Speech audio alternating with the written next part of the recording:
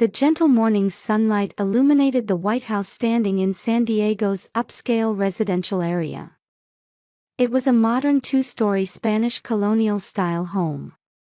In the well-maintained front garden, colorful flowers were in full bloom. The fragrance of roses, lavender, and geraniums blended into the morning air. "This is my home," Lisa Morrison's residence. Today, as usual, I was heading to work in my second-floor study. The light streaming through the large windows reflected off my MacBook screen, making it difficult to check design details. I adjusted the curtains to modify the lighting. My meticulous nature serves me well in my work. As a freelance graphic designer for 7 years, I've recently secured projects with major cosmetics brands and am enjoying fulfilling days. I always keep fresh flowers on my desk. Admiring flowers while working is my secret pleasure. My gentle expression, which belies my 38 years, might be nurtured by such a peaceful lifestyle. "Good morning, Lisa." Turning at my husband's voice behind me, there stood David in his gray suit. He's the youngest department head in Wilson Realty's real estate development division. His tall stature exudes a clean-cut presence that earns him trust from clients. "You have business negotiations in Arizona starting today, right?" "Yes, we're in the final stages of a new project. If it succeeds, both the company and I can make a big leap forward." Ambition gleamed in David's eyes. Since becoming the youngest department head at 35, his passion for work hasn't wavered. However, lately, something seems different. He's been checking emails late at night more often and frequently working on weekends. "Take care." After this brief exchange, David left the house. Recently, his business trips have increased, reducing our time together. He's changed his phone password, his return times have become irregular. While these small changes worry me, perhaps it's inevitable given his dedication to work. Still, a slight unease lingers in my heart. We've been married for 6 years. We met at a mutual friend's wedding party and got married in this church after dating for a year. I still vividly remember the day we first met. He was alone in a corner of the party venue, sipping champagne. Something about his way of avoiding the crowd attracted me. That night, we talked until dawn. About work, dreams, family. Words flowed naturally as if we were longtime friends. From that moment, we felt we were destined for each other. We don't have children yet. David is hesitant about raising children, so we cherish our life together as a couple. Still, sometimes I imagine how wonderful it would be to hear children's voices echoing through the house. On weekends, we enjoy shopping for ingredients at the La Jolla Open Air Market and cooking. These are peaceful moments spent as a couple, surrounded by the aroma of fresh vegetables, fruits, and freshly baked bread.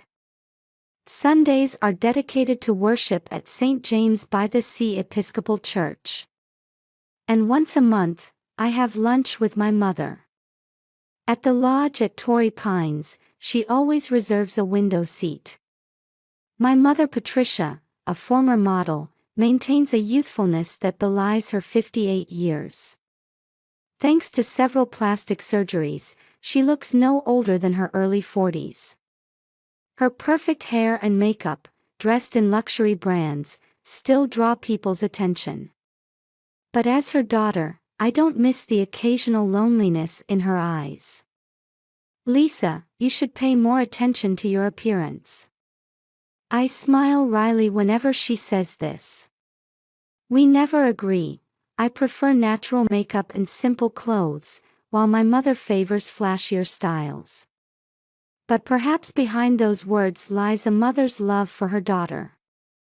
Since father's death, Mother has maintained a luxurious lifestyle with the insurance money, but lately, it seems her plastic surgery costs are straining her finances. With her strong attachment to youth and high pride, she might not be able to confide in anyone. Recently, she seems restless even during our lunch meetings, as if troubled by something. During our recent lunch, Mother seemed different than usual.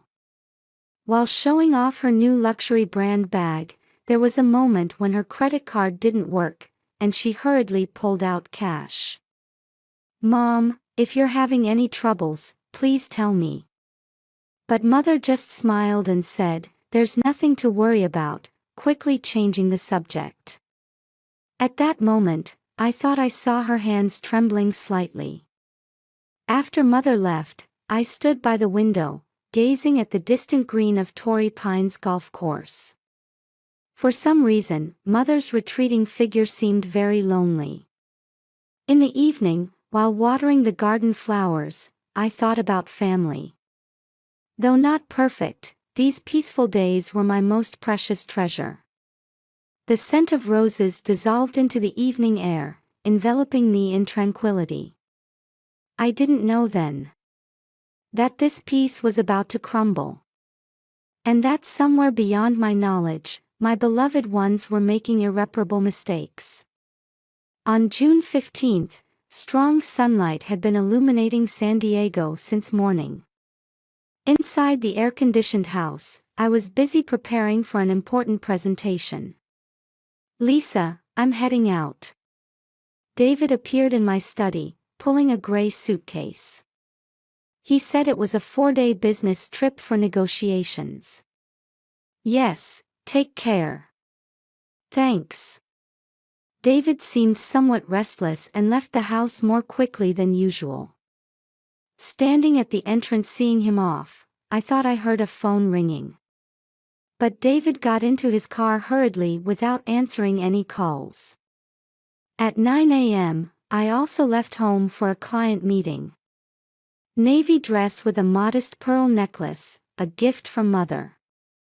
I remembered her words, "Sometimes this style works too, don't you think?" In the car heading to downtown San Diego's office building, I suddenly worried about Mother. Yesterday, she called unusually. "Lisa, are you happy?" was her abrupt question. When I hesitated to answer, she said, "I'm sorry, don't mind me," and hurriedly hung up. The meeting ran longer than expected. After intense discussions with the client about a new campaign concept, when I stepped outside, it was already past 2 p.m. Checking my cell phone, there were 3 missed calls from an unfamiliar number. And 1 voicemail. "This is Detective Parker from the San Diego Police Department. Mrs. Morrison, there's an urgent matter we need to discuss. We received a report of an incident at your home. Would you please come to the police station?" My heart raced. An incident at home. But nobody should be there during the day. Various possibilities raced through my mind as I hurried to the police station. A burglary. An intruder. At the police station, a mild-mannered male police officer in his 50s attended to me. It was Detective Parker. "Mrs. Morrison, around 1 p.m. today, we received a report from your neighbor, Nancy Clark. Nancy is a kind former teacher who lives alone since losing her husband. She often greets me while doing gardening. Mrs. Clark testified hearing a woman scream from your house. And she took this photograph." I gasped when I saw the photo Detective Parker placed on the table. The photo, taken around 1 p.m., showed a woman's back figure standing by the window of the master bedroom on the 2nd floor. Slim build, glossy shoulder-length brown hair. Holding a luxury brand bag, wearing an elegant beige dress. A sophisticated-looking woman appearing to be in her early 40s. According to Mrs. Clark's testimony, she heard an angry shout saying, "You promised," and the sound of something falling. Detective Parker continued as I stood there shocked. Our investigation found no signs of forced entry through windows or doors. This woman must have entered the house through some means. Anxiety spread through my heart. The recent changes in David's behavior. Mother's strange phone call. And this familiar silhouette. I recommend checking your house after returning home. If you notice anything suspicious, please contact us immediately. After leaving the police station, I sighed deeply in my car. The familiar silhouette. That bag. And this uneasy premonition. When I arrived home, the front door was indeed locked. I entered the house nervously. The first-floor living room seemed unchanged at first glance. But something was different. A faint scent of expensive perfume lingered in the air. Climbing the stairs, I froze as I opened the master bedroom door. Things were different from usual. The pillow positions on the bed were slightly shifted. The arrangement of cosmetics on the dresser had changed. Even the way the curtains were drawn differed from when I left in the morning. Opening the closet, even the arrangement of clothes had changed. Someone had definitely been here. But who, and how did they get in? Standing by the window, I tried standing in the same position as in the photo. The green expanse of Torrey Pines golf course spread before me. As I gazed at that view, my vague anxiety transformed into certainty. I picked up my phone and called David. But the call went to voicemail. "David, I sent you a photo, please check it and call me back." I left a message and sent the photo. Then I tried calling Mother, but she didn't answer either. In the bedroom bathed in evening light, I stood by the window. Feeling that some big lie was hidden within this peaceful life. But I still lacked the courage to face that truth. As night fell, there was still no contact from either David or Mother. Dawn broke after a sleepless night. Still no word from David or Mother. Despite calling countless times since yesterday, both calls went straight to voicemail. Outside the window, birds were singing their morning song, but my heart remained heavy. Unable to eat breakfast, I began investigating the master bedroom again. Carefully looking around the room, searching for the source of yesterday's sense of wrongness. The expensive perfume's lingering scent was still faintly present. This scent. Suddenly, I remembered. It was La Vie Estate Belle, Mother's favorite perfume. The one David gave her last Christmas. I had been pleased by his thoughtfulness then. Opening the dresser drawer, I found an unfamiliar cosmetic item. An expensive brand lipstick. The same color Mother had recently been wearing. A flashy shade that wouldn't suit me. The closet bothered me too. The usually well-organized clothes were slightly disheveled. Reaching into the back, I touched something hard. Pulling it out revealed a luxury hotel room key. It had fallen from the pocket of David's business trip suit. A San Diego hotel. Wasn't the trip supposed to be to Arizona? I opened my laptop and checked David's credit card statements. We shared passwords out of trust in our marriage. I was shocked by what appeared on the screen. Regular payments at luxury hotels. Meals at expensive restaurants. And purchases from luxury brands Mother would like. All coinciding with David's business trip dates. It can't be. As suspicion was turning to certainty, the doorbell rang. Opening the door, I found Nancy standing there with a worried expression. "Lisa, are you all right? I've been so worried about yesterday. Over the tea and cookies she brought, I confided everything to Nancy. The recent changes in my husband's behavior, my relationship with Mother, and all the evidence I'd found. Actually, I had seen her before taking that photo yesterday. My heart raced at Nancy's words. Always on days when your husband was away on business trips. I saw the same woman entering your house. But at first, I thought she must be your relative or friend. Just then, my phone rang. The screen showed Mother. My hands trembled. Mom, where are you? Lisa, I'm sorry, we need to talk. Mother's voice was unusually shaky. I'm waiting at the lodge at Torrey Pines. At our usual table. After hanging up, I stood still for a long time. Nancy gently rubbed my back. Go. You shouldn't run from the truth. Arriving at the lodge at Torrey Pines, I found Mother sitting at our usual window seat. Beneath her perfect makeup, exhaustion showed through. And on the table was that bag from the photo. She wore the same beige dress as in yesterday's picture. Sit down. Mother's voice was thin. You found out about my relationship with David. Though I thought I was prepared, hearing those words directly from Mother's lips made my world go dark. Why? To maintain my youth. To keep my status. The plastic surgeries. I needed money. Mother's confession continued. The debts from plastic surgery costs. David's advances. And how their relationship changed from a financial arrangement to something else.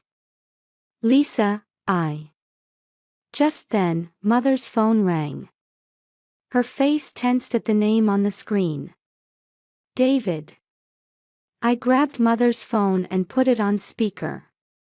Patricia, what's going on? Lisa sent me a photo. Don't tell me. David, it's over. My voice made the other end of the line go silent. Lisa. I know everything.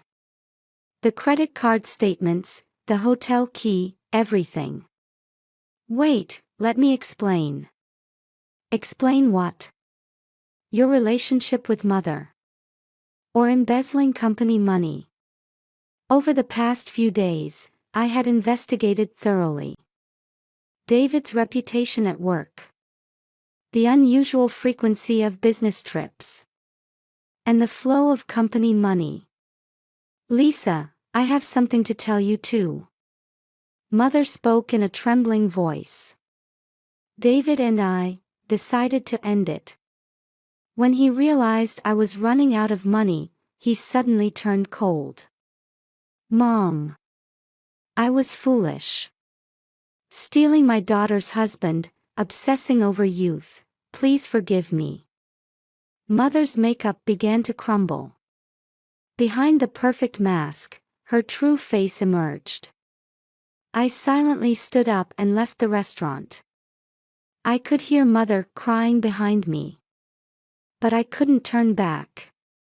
In my car, I took a deep breath. Then I picked up my smartphone and dialed a number. Hello, Detective Parker. I found new evidence about that photo. And I need to talk to you about my husband's corporate fraud. The evening sky was turning red. From this day forward, my life would change dramatically. But perhaps this wasn't an ending, but a new beginning. In the San Diego Police Department interrogation room, David Morrison hung his head before Detective Parker. His expensive suit was wrinkled, his usually clean-cut appearance gone. How do you respond to the allegations of misappropriating company funds for personal use? Detective Parker's quiet voice echoed in the white room. I admit to everything. David's voice was hoarse. I failed at risky investments aimed at promotion. To cover that hole. Outside the interrogation room, I heard everything. His relationship with Patricia. The embezzlement. And his true nature. Do you have anything to say to your wife? I was foolish. Blinded by greed, I lost sight of what was important. With those words, David was arrested. The amount of misappropriated funds at Wilson Realty was larger than expected. Meanwhile, Mother was busy moving out of her luxury apartment. Please take these. In the cardboard box were memories with Father. The wedding album. Family vacation photos. And my childhood drawings and letters. Mom. It's all right. This is the path I chose. From now on, I'll live more modestly, but true to myself. I saw a long-absent strength in Mother's eyes. A few days later, in a small room at St. James by the Sea Episcopal Church, I was praying alone. Reverend Martin quietly approached. Lisa, sometimes we're betrayed by those closest to us. But when we overcome that, we find our true strength. Soft sunlight streamed through the stained glass. Have you decided on a new place? Nancy was waiting when I left the church. Yes, a small apartment in Mission Hills. I'll start moving next week. And about the new job. I had made up my mind. Using my freelance experience, I decided to open a small design office. Several projects from former clients were already lined up. You'll do great, Lisa. Nancy's words gave me courage. On moving day, while doing final shopping at La Jolla Open Air Market, I met a familiar face. Oh, Lisa. Janet, Mother's friend. I bowed my head, uncomfortable knowing that Mother's affair partner had been her daughter's husband. Lisa, no one blames your mother. She's finally facing her true self.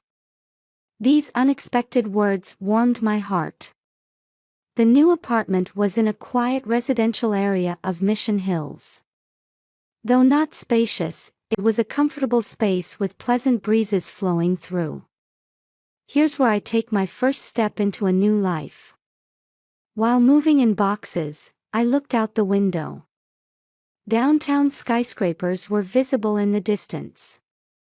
Lisa, I'll leave this here. Mother, bringing the last cardboard box, held out a small potted plant. Lavender. It has healing meanings in flower language. Tears glistened in Mother's eyes. I'm sorry. I won't ask for forgiveness. But from now on, as a true mother. Emotions too deep for words filled us. Mother and daughter, though wounded, were slowly but surely taking steps toward each other. 6 months later. My design firm, New Dawn Design, was off to a good start, though small. Lisa, we've secured a new client.